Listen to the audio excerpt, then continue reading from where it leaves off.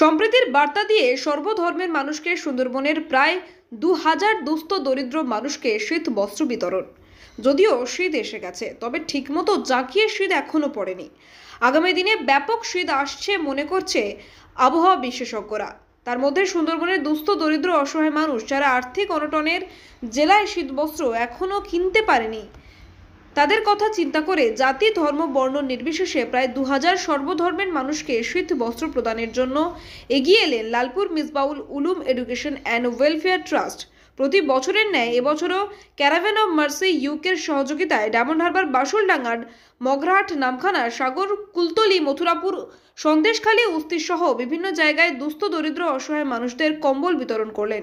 আগামী দিনে এই ক্যাম্প অন্যত্র চলবে, যার শুভ উদ্বোধন করেন হাফিজুর রহমান পিয়াদা। এছাড়াও উপস্থিত ছিলেন বিশিষ্ট সমাজসেবী কালীপদ দাস সহ বহু বিশিষ্ট মানুষজন। মিসবাউল উলুম ট্রাস্ট এরা প্রত্যেক বছরই এই শীতকালীন বস্ত্র বিতরণ করে এবং সেটা বস্ত্র বিতরণ বলবো কি, জাস্ট ব্ল্যাঙ্কেটই দান করা চলে। এই সংস্থা প্রত্যেক বছরই 1,500 থেকে 2,000-এর মতো করে। এবছরই সেই 2,000 টার্গেট নিয়ে শুরু করেছে আজকে থেকে।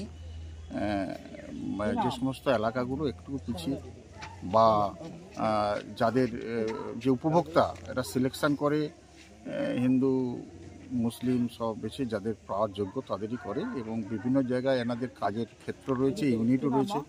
তারা সম্প্রতি বার্তাও যেমন তেমনি অসহায় মানুষদের যাদের সত্যিকারের দরকার সেখানে এরা পৌঁছায়।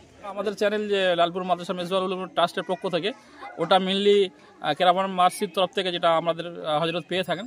তো আমরা এখানে এলাকার হিন্দু মুসলিম সমস্ত সম্প্রদায়ের মানুষের উপরে বিভিন্ন রকমভাবে বিভিন্ন সময় আমরা সহযোগিতা করে থাকি।